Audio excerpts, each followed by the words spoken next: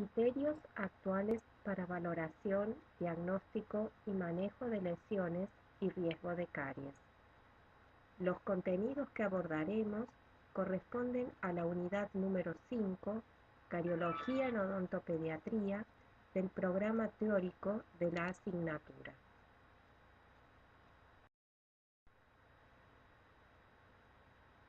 La caries representa una enfermedad de alta prevalencia que afecta a un gran porcentaje de la población infantil, más de 600 millones de niños en todo el mundo.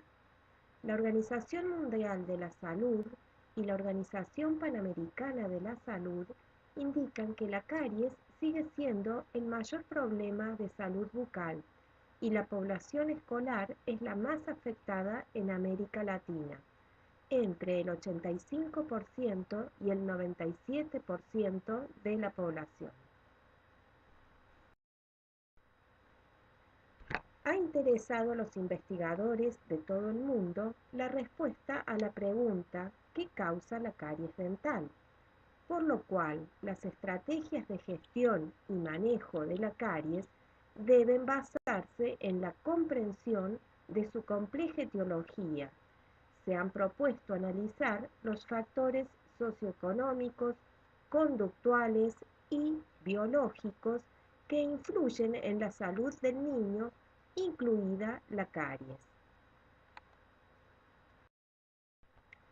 Con tantos factores a considerar, la IAPD recomienda utilizar la Guía Práctica de Caries Care, que ha sido diseñada específicamente para su uso en la práctica odontológica.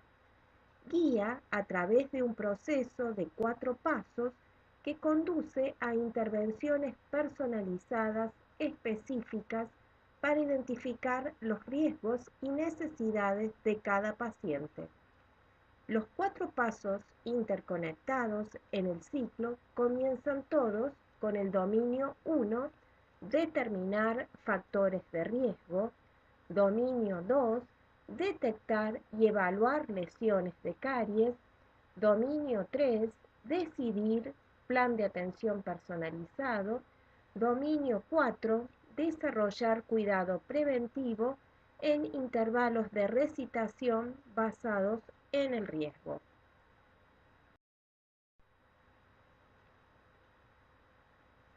La evaluación del riesgo de caries es el proceso de establecer la probabilidad de un paciente individual o grupos de niños desarrollen lesiones de caries durante un cierto periodo de tiempo o la probabilidad de que haya un cambio en el tamaño o la actividad de lesiones de caries.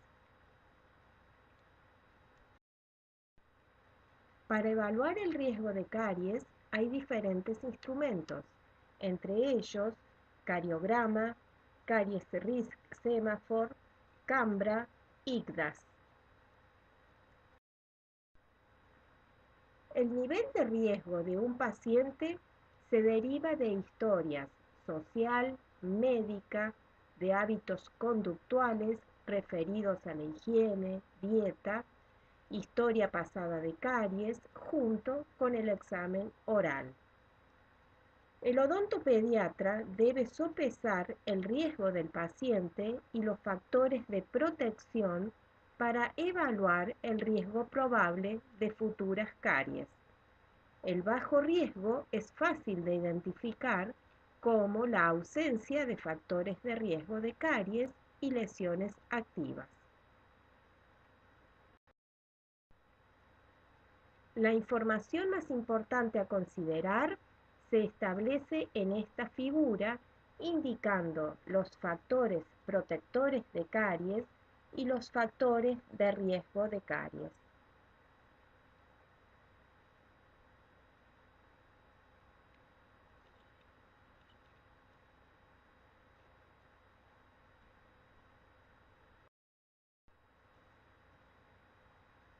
Los ítems a tener en cuenta para la valoración individual del riesgo de caries podemos mencionar las prácticas de higiene oral inadecuada, exposición deficiente a fluoruro tópico, frecuencia, consumo elevado de azúcar, asistencia a la consulta odontológica por sintomatología, por ejemplo, dolor, estrato socioeconómico, barreras de acceso a los sistemas de salud, experiencia de caries alta en madres para pacientes niños, radiación de cabeza y cuello, boca seca.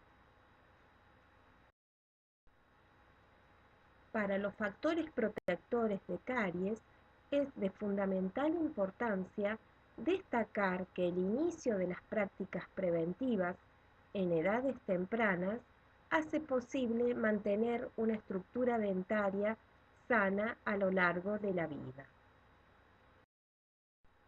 Higiene de la boca del niño. ¿Con qué debemos hacerla? ¿Cómo y cuándo?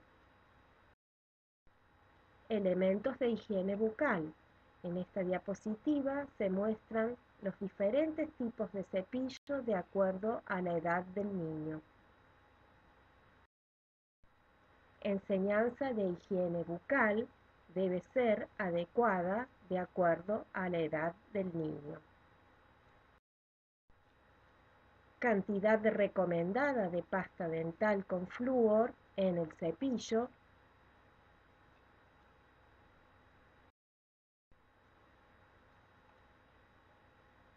El siguiente paso, interconectado del ciclo, el dominio 2. Detectar y evaluar las lesiones de caries, sabiendo que la evaluación es la base de toda la planificación de atención. La evaluación de la caries se basa en el examen visual de los dientes limpios en combinación, cuando sea posible, con el examen radiográfico de los elementos dentarios posteriores. El odontopediatra con el niño y su acompañante trabajan juntos para crear una comprensión compartida del estado de salud actual del niño y sus prioridades. La concepción de la gravedad de la caries como una serie de etapas ayuda a identificar la importancia del comportamiento del paciente y del profesional en la modificación del proceso de la enfermedad. El diagnóstico de caries es un procedimiento intelectual durante el cual se clasifican una serie de observaciones de acuerdo con lo que se conoce sobre etiología, patología, terapia, prevención y pronóstico de cada tipo de lesión observada en un determinado paciente. Si se realiza un adecuado diagnóstico de caries, es posible cambiar el curso natural de la enfermedad.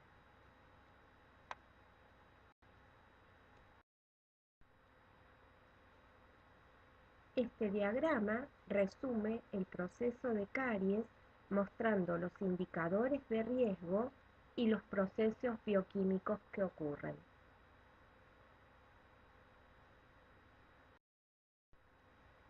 En esta tabla se muestran las categorías de severidad de las lesiones de caries combinadas ICCMS basadas en las características de la superficie de la lesión vista clínicamente.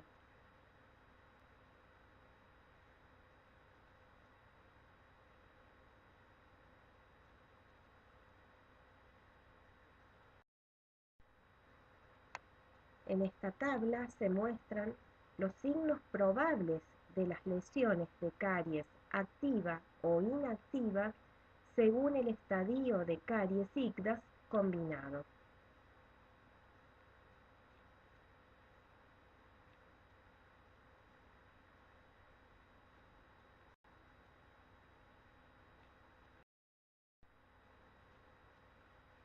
Conjuntamente con el diagnóstico, tenemos que valorar los factores de riesgo intraorales.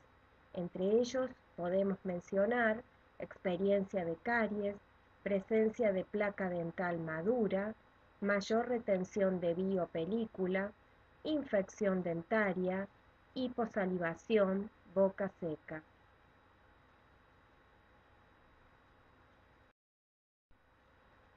Les presento a Abigail, de 5 años de edad, con estas condiciones clínicas odontológicas y les propongo evaluar el estadio de progresión de caries y valorar los signos probables de actividad. Evalúe la superficie oclusal del elemento dentario número 55. Opciones: 1. Caries coronal inicial activa. 2. Caries coronal inicial inactiva. 3. Caries coronal moderada activa. 4. Caries coronal moderada inactiva. 5. Caries coronal extensa activa. 6. Caries coronal extensa inactiva. ¿Cuál considera que es la opción correcta?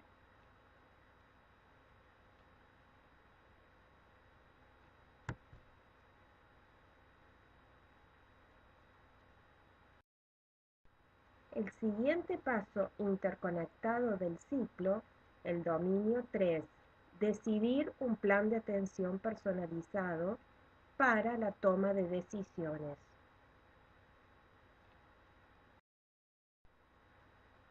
El plan de cuidado integral personalizado del paciente incluye e interconecta los siguientes aspectos: manejo de la probabilidad del paciente de desarrollar nuevas lesiones de caries o de progresión de acuerdo al riesgo, sea bajo, moderado o alto. Manejo individual de las lesiones de caries en caso de que estén activas y definiendo opciones diferentes de acuerdo con su severidad, teniendo en cuenta si la dentición es primaria o permanente para caries de corona.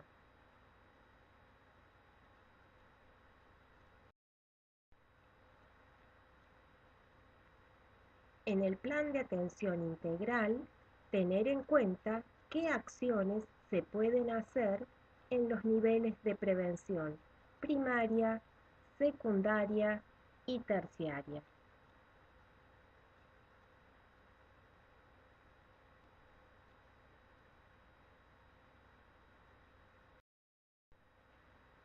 El siguiente paso interconectado del ciclo, el dominio 4, desarrollar las acciones a través de intervenciones apropiadas de prevención en el diente y en el paciente, control de caries, manejo de caries.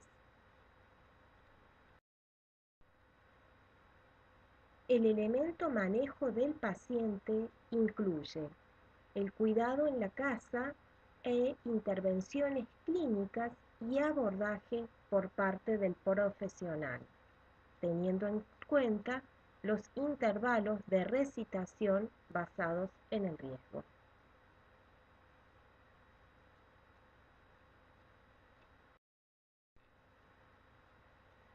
El elemento de manejo de lesiones de caries incluye prevención de aparición de nuevas lesiones de caries, manejo no operatorio de las lesiones, control, manejo operatorio con preservación dental de las lesiones de caries.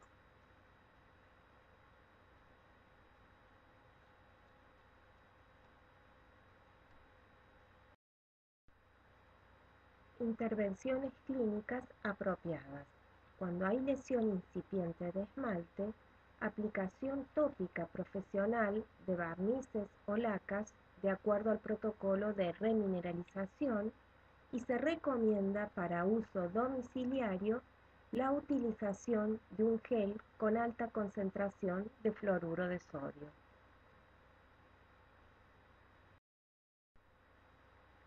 Otro material que se puede utilizar para la remineralización es el fosfato de calcio fosfopéptido amorfo, siguiendo las indicaciones del fabricante.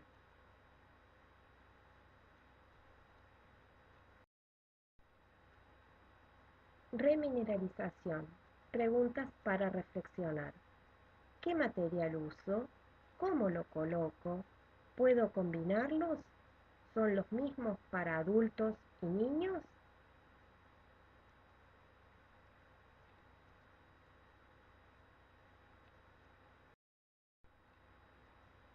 Intervenciones clínicas apropiadas cuando tenemos cavitación sin compromiso pulpar. Se puede utilizar solución de fluoruro de amino de plata en el sector posterior, obturación con materiales adhesivos o coronas teniendo en cuenta el remanente dentario.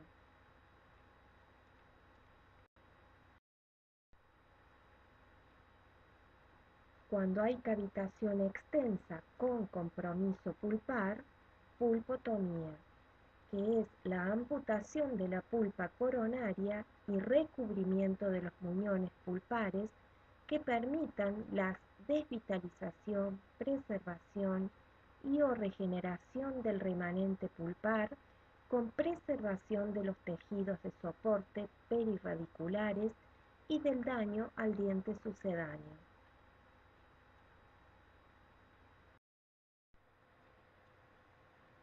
Los planes integrales de manejo del paciente deben enfocarse en alcanzar desenlaces potenciales en el mantenimiento de la salud, el control de la enfermedad y las medidas de calidad centradas en el paciente.